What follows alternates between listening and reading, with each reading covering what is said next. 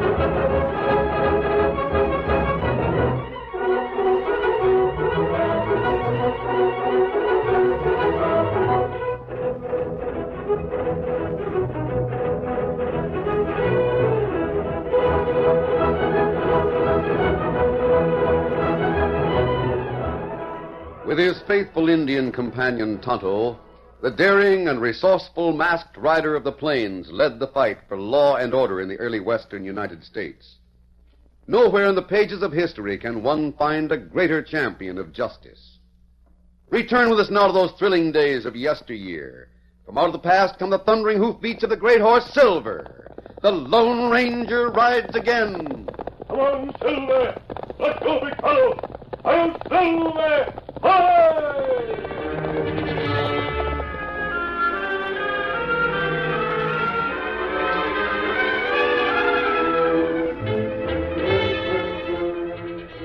Border City was represented by a few stores, a cafe, and a two-story hotel. A tall man and an Indian reined up and dismounted at the hitch rail in front of the hotel. Wait right there, Tonto. The hotel was run down, badly in need of repair. The porch was without the customary row of chairs to accommodate visitors and townspeople. The tall man entered a dingy hall and crossed a threadbare carpet to the hotel desk. A slender girl whose eyes wore a nervous and almost haunted expression nodded without smiling. Yes? I'd like a room with 2 beds. I think all the rooms are taken. I was told to ask for number 7. Oh. Who told you to ask for 7? The girl who wrote a letter to the Padre. Her name is Nita Deming. You must have proof that the letter reached the Padre. That you came from him. I must know the letter didn't fall into wrong hands. Would a bullet be proof enough? A silver bullet? Then you are the one. Thank goodness. But I expected a masked man? Yes. I'm wearing a disguise that's as effective as a mask. I'm Nita Deming. I can't talk now. Uncle Jason is watching. You're afraid of him? Desperately. He's coming over. We're full up, stranger. No rooms to rent. Uncle Jason, I'll take charge, Nita. You go see about my supper. I'm getting hungry. But number 7 is vacant. I just told Mr. Smith that he might have it. You what? You should keep informed on your vacancies. A mistake like that might prove inconvenient. What do you mean? Well, the owner of the hotel in Red Bluff was absent-minded. Government agents became curious when he had vacant rooms that he refused to rent to strangers. They thought he was running a hideout for thieves or smugglers. You see here, Oh, don't misunderstand me. The man at Red Bluff was perfectly honest. But he had an unpleasant few days while he was being investigated. Uncle Jason didn't know that 7 was vacant. You go get my supper. Yes, Uncle Jason. Shall I pay for the room in advance? Yeah. My friend will be with me. $10, including stabling for your horses. I don't serve meals. You can eat next door at the cafe. Sign right there in the book. Sure. I didn't know number 7 was vacant. Can't keep track of everything around a place like this. So much to do from one minute to the next. That girl needed a lot of courage to speak up as she did, Tonto. Not right. Jason didn't want us here, and she knew it. Jason looked like plenty bad feller. He's a bad man to defy. He didn't want us to suspect anything. That's the only reason he let us have this room. What you think going on in this hotel? I don't know, Tonto. Girl not saying letter to Padre? Well, I didn't see the letter. The Padre told me we'd learn everything when we got here. Oh. Nita will probably get in touch with us as soon as she can. I think we should... What that? Sounded like a tap on the window. There. Another. Let's take a look. Dark outside. Can't see anyone. Plenty strange. Someone might be tossing pebbles. Stand to one side, Tonto. Get out of a direct line and open the window. See anyone? No, Just a minute. Here we are. What that? String dropped from above with a cartridge tied to the end. This is the cartridge I gave Nita. She swing that against window. Might be a note here. Hold the string while I untie this paper. Maybe a girl in window right about. Probably. This may answer a few questions. What note say? She wants to know if I can climb a rope to her window. If so, she'll lower the rope fire escape. Give that string 2 tugs, Tonto. That's the signal. Yeah. I wonder where Jason is. Maybe him in bed. Not unless he retires mighty early. It's only about 9 o'clock. Better put the light out. He fix it. Yeah. Here comes the rope. You stay right at this window and hold the lower end. Be easier to climb. You try a rope. Make sure it's plenty firm. As soon as this mask is on, I'll be ready. You wear a mask now? Yes, if anyone sees me, I don't want to be identified as a man in room 7. There. Careful. Boots make plenty noise. If you see or hear anyone, signal me. Hand over hand, with the ease and skill of a trained athlete, the masked man ascended the heavy rope. He reached the window of the room directly over number 7, grasped the windowsill, and drew himself up. In a moment, he was seated on the window where he could watch the open area behind the hotel and the slender girl whose trembling hand rested on his arm. You've put your mask on. Yes, Nita. Something has to be done. Not for me, but for a lot of people south of the border. Oh? It's the little town where the Padre used to live. I couldn't turn to the law here. I didn't know what to do. Get a turn for help. So you wrote to the Padre? I'd heard about you. Heard that you were the Padre's friend. You were my only hope. Perhaps you can do nothing. What's the trouble? Here's a newspaper. I'll strike a match so you can see it. Hold the light low, close to the floor. Very well. Can you see? Yes, all right. The story tells of robberies and murders. Any number of them in the town of El Paseo. You may take the paper and read the details later. The Padre mentioned the crimes in El Paseo. He feels very badly about them. I think... Just a minute, Nita. Do another match. Yes, right here. Please let me have it. What are you going to... Just a moment. Why are you looking at me? Nita, did Jason make that bruise on your face? Oh, that. Please don't think of it. Did he? Yes. Because you said number 7 was vacant? That's unimportant. Struck you. It's not the first time. I'll remember that. He's not really my uncle. Just a relative of my stepmother. He sent for me when she and Father were killed a year ago. Offered me work here in the hotel. Can't you leave? I could probably run away, but I don't want to. Not yet. You'll know why when I've told you everything. Then tell me everything. It would be better if I showed you. Showed me what? The cellar room. I found it quite by accident. Jason doesn't know that. If he did, he'd probably kill me. What's there? The answer to all of the crimes in El Paseo. It's dangerous to go there. If you're caught, your life won't be worth a cent. You've taken the risk. Yes. Why?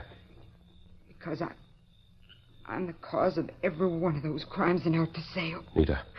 I am. That's why I've stayed here. I've got to do something about Jason and the Crimson Prophet. Nita, what do you know about the Crimson Prophet? You've heard of him? Yes. Padre told me about him. He started a new cult south of the border. He has hundreds of peons listening to his pagan ideas. Tell me, you know anything about him? I know all about him.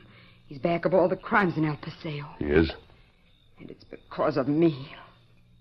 Why? What have you to do with the Crimson Prophet? It's my ring. A ring made by my father that made the Crimson Prophet what he is. You'll know more when you've seen what's in the cellar of his hotel. Shall we start? You ready? Yes. I'll go down the rope and meet you wherever you say. I'll have to go down the rope with you. Oh, why? Jason has a heavy padlock on the door. He locks me in each night. He doesn't know that I can climb a rope.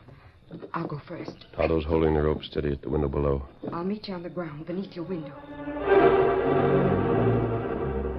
Nita lowered herself with boyish agility. On the ground, shrouded by darkness, she was joined by Tonto and the Lone Ranger. Oh, how do we reach the cellar from here? Stairs go down from Jason's room, but we'll use the tunnel. Tunnel, huh? The entrance to the tunnel is in a tool shed near the stable. It's over this way. Come on, Tonto. Nita, you spoke of a ring. Yes, the ring my father made. Oh, what about it? My father was a chemist. He knew a lot about science, but mainly chemistry. Yes? He was experimenting with moss and potash and a number of other things. He made a compound that had magical properties. But what has that to do with the ring? He used some of that compound to make a ring. I know it seems unbelievable, but believe me, that ring was like magic. It was? Yes, I suppose it wouldn't seem so to a scientist, but poor, uneducated peons, like most of the people who follow the Crimson Prophet, would be impressed. They'd think the ring had supernatural powers. And the Crimson Prophet is using that ring? Yes. How did he know about it? I'm to blame for that. How? Soon after I came here, I took some cakes and fruits to a little Mexican boy who was ill. To amuse him, I showed him the ring and how it worked. I didn't realize how superstitious some of the people around here are. I see. The boy and his father were frightened. The father went to Jason and told him that I was in league with the evil one. I showed Jason the ring and explained it to him. He took it away from me. Said he didn't want me to frighten other people in Border City. I believed him until... Here's the tool shed. You believed Jason until, what? Until one night. I found this secret entrance to the tunnel and went through the tunnel to the cellar. There I saw Jason and two other men. And a lot more. I saw the things that you're about to see. And I heard enough to convince me that Jason had given my ring to someone who used it to establish a cult in El Paseo. The cult of the Crimson Prophet. I see. This door isn't locked. No. Come in and close the door. Right. Oh, we've got to have a light here. You better be sure the door's closed tightly. Very well. Me fix it. There. Shall I strike a match? I have one right here. Good. Walls all look plenty solid. The walls are solid, but there's a wooden floor and a trap door beneath this gravel. Brush away the gravel in that corner. Be as quiet as possible, Tonto. Ah. How did you find this? I rebelled at being locked in my room. Yes? I used the rope to get out so I might walk in the moonlight. One night I saw someone coming toward the stable. I thought it might be Jason. I see. The door of this shed was open, so I came in to hide. The trap door was open, so I investigated. Shall I light another match? No, I found the handle. Lift it slowly so it doesn't squeak. Very well. Please, just a moment. Yes? I've told you all I can, all I know. Yes, Nita? You'll see what I saw in the cellar. Jason and the others are there right now. From now on, Lone Ranger, everything depends on you. Ready, Tonto? You ready? And I'll open this. Careful. Can't help it. There. A faint light. The light comes from the cellar of the hotel at the end of the tunnel. Wait, Tonto. I'll go first.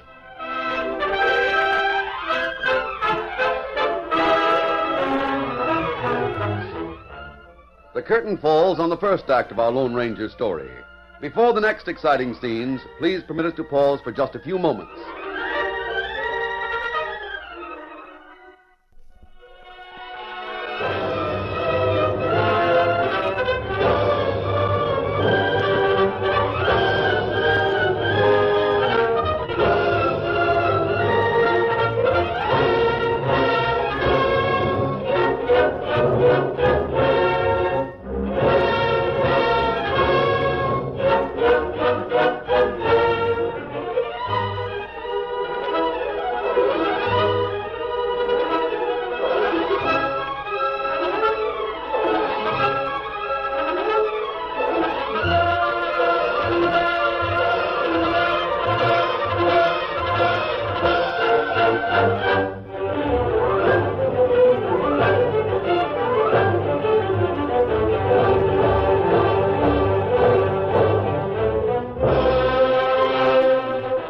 now to continue our story. Soundlessly, the Lone Ranger and Tonto descended stairs to the dirt floor of the tunnel. Ahead, they saw light slanting through the partly open door of a room in the storm cellar beneath the hotel. In this room, Jason stood before a wide table, upon which a glittering array of gold and silver jewelry, much of it set with precious stones, lay spread out. Two hard-faced men were there with Jason, watching as he opened a saddlebag. Is everything in this one saddlebag? Yeah. Crimson Prophet's been going after quality stuff this past week. Told the peons he didn't want no more heavy silver candlesticks and things. Told him to bring in gold and jewelry. Even so, there doesn't seem to be much in this saddlebag. You should be satisfied if there was nothing in it. Look at all the stuff you already got here. I'll open this and see what's in it. Jason, you should see the way Kerrigan plays his part as a Crimson Prophet. Cardigan should do all right. Used to be an actor. And he's putting on a great act down there in the cave. You should see the way he stands up next to the big cauldron of boiling water. With his red robe and with the drums beating and the fires burning on all sides. I know what he does. I helped him plan the thing. And then he makes the prophecies. Tells what the weather will be, tells who'll be sick and who'll get well. Blackie, you stalling for time? Now, whatever gave you that idea, Jason? Let me have that saddlebag. Now, Jason. You two are acting mighty strange. I wonder if you've been holding out on the loot. We might as well let him know, Blackie. Yeah, the others will soon be What? here. This bag is empty. Yeah, that's right. Now, take it easy. Why? Now, put down that gun. Got to keep you quiet till the others come. What others? Jason, 2 other boys crossed the border with us. Who are they? Where are they now? They're somewhere in the hotel looking for the girl that owns the ring. You mean the one that did own it? Yeah. Now, see here. What right Hold have it, you... Jason. What's the matter with you? Nothing. Well, we've got to tell you a few things. First of all, we want that girl to tell us how her father made that ring. Then we want to know what makes it change color according to the weather. I told Cardigan about it. Yeah, we know what you told him. There's a chemical in the ring. Uh-huh, and when the air is dry and clear, the ring's blue. When there's rain in the air, it turns pink. Just like when the prophet passes it near the boiling kettle. We want to know more than that. The girl can't tell you. We'll find that out for ourselves. Seems to me you're being pretty high-handed, bringing other men here without my permission. We aim to do some other things without your permission. Getting a little big for your shoes, aren't you? Cardigan don't think so. Oh. So he sent the others with you. Mm-hmm.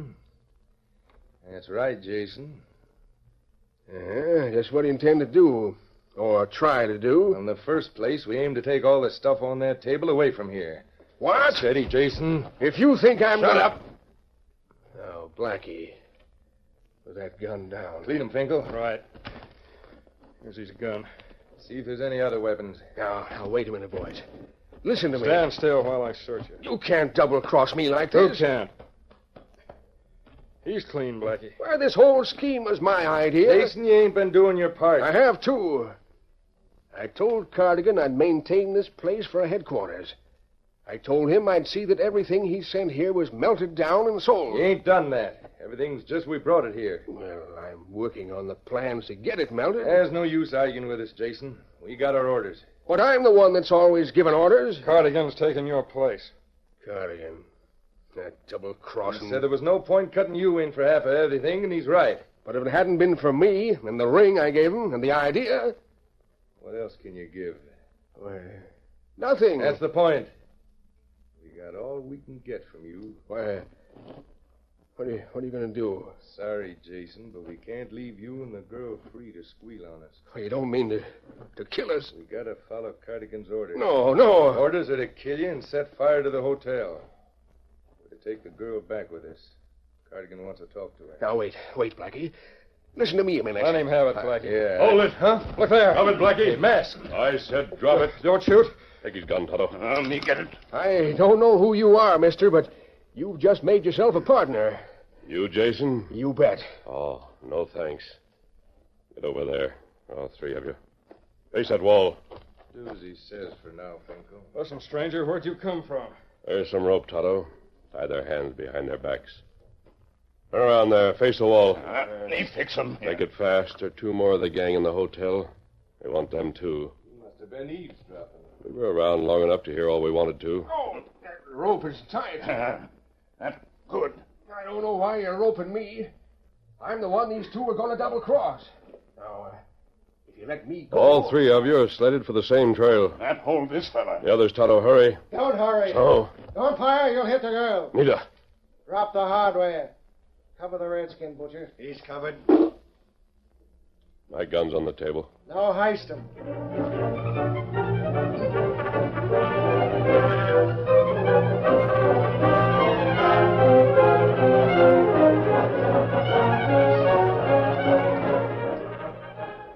The Lone Ranger knew that he had never been closer to death. He knew that 4 of the men in the room were killers. They'd come to the hotel for the express purpose of killing Jason and capturing Nita Deming. They'd refrained from shooting momentarily only because of their obvious desire to ask questions. The masked man was quick to grasp the situation. He had acted instinctively in dropping his gun to the table instead of to the floor. Split seconds might be saved in bringing the weapon into play if he had a chance to act. He saw that Tonto was closely watched, that Nita was gagged, and Jason tightly lashed to a nearby seat. One of the men snatched the Lone Ranger's second gun from its holster and dropped it on the table beside the other. Then one of the 4 men spoke. Oh, where's the masked critter? You know as much about him as I do. Came through that same door. Where's it go? Opens into a tunnel. Tunnel goes to a tool shed near the barn. You can take the gag off the girl now, Butcher. Right. How'd you find the place? We went to the girl's room, busted the lock, and found the room empty. The rope fire escape dangling out of the window. Oh. We went out the window, and Butcher saw someone near the tool shed. We snuck up and got the girl. Inside, there was a trap door that brought us here. There's a gag. Oh, I'm sorry. Nita, have they hurt you? No, but they've captured you, and it's all my fault. Who is this masked man? Well, I'm registered by the name of Smith in room 7 of this hotel. Oh, you are, eh? So you're Smith. What about that, Jason? How's it happen you let someone get into the hotel? I couldn't help it. Couldn't help it? Oh! You needn't slap me when I'm tired. How's it feel to be slapped, Jason? How do you like it? What about Jason, Blackie? Should we leave him roped? Yeah, and you can also tie the masked man, the Indian. Tie the girl, too, while you're at it. Why not shoot him and let it go at that? Yeah, Blackie, we don't have much time. We're doing El Paseo at midnight. I know that. The prophet wants us there for a big meeting. We'll be there. First, I want some information. These critters know about our plans. There might be others that know. That's so, We better rope him like Blackie said. Now, wait a minute. First, I want to see this man's face. Take that mask off. You want it off, Blackie? You take it off. All right. I can do that. Blackie, don't get too close to him. If he's fast enough, You're right. Hey, look out! Let me go! Hey, boy! One side, Blackie. Let me get a shot at him. Here, you take him. Look out! Follow up, Tonto. Here, Butcher. Hey, Sneed! Oh, I'll show you. Try it. behind you. You got him. Finkel's got his gun. Oh, I'll kill you for this. Hold her, Sneed. You too, Finkel. Watch that one, Tonto. He's trying to sit up. Maybe not hit him hard enough first time. That's better, Tonto. Oh, you were wonderful. Here, Anita.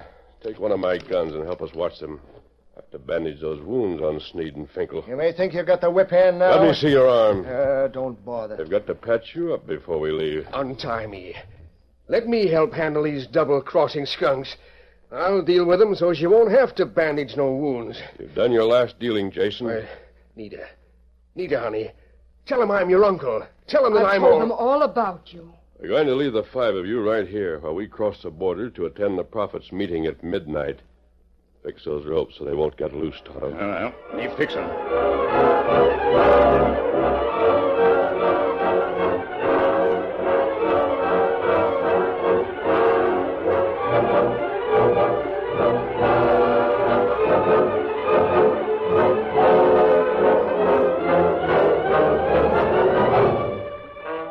The wounds of 2 men were bandaged.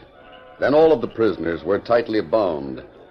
Half an hour later, the Lone Ranger, Tonto, and Nita had crossed the Rio Grande and paused on the Mexican shore. Oh, Silver. Easy, big fella. Look back there. You can just see the hotel against the sky. Yes. Nita, are you sure that you and your father were the only ones there? We were the only ones. He got rid of the people who worked there when he started in with Cardigan. I don't want anyone to find those 5 prisoners and let them go. Oh, I'm sure no one will find them. We get back there by daybreak. Yes, I hope to, Tonto. Do you think we'll reach El Paseo by midnight? Yes. I wonder what the Crimson Prophet ceremony is like. Whatever's been in the past is going to be mighty unusual tonight. He's going to get more contributions than he realizes. Good. We'll see if... What's the matter? I thought I saw something over the hotel. Over the hotel? Yes, I thought I saw sparks. Look there. It's a flame. Tonto, the hotel is on fire. It is. It is on fire. The flames are breaking through the roof. Those men will be trapped. Maybe not. Maybe one of those crooks got free to start the fire. Nita, Tonto, you two go on toward El Paseo. I'm going back to that fire. But you can't Maybe do that. you need help. We've got to be in El Paseo by midnight. You go on, I'll catch you. Come on, Silver. I'll Silver.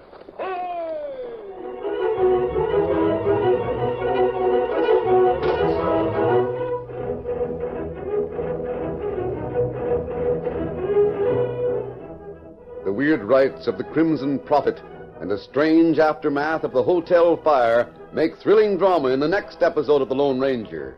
Be sure to listen.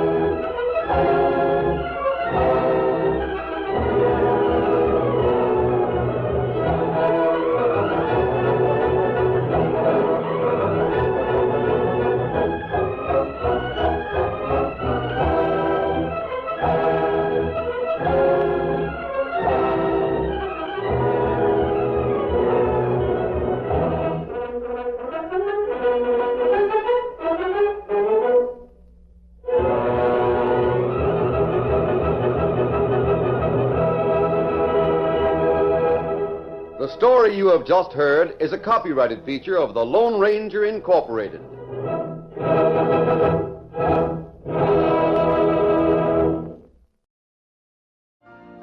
You've been listening to the OTR Gold Network. Find more classic radio at otrgold.com.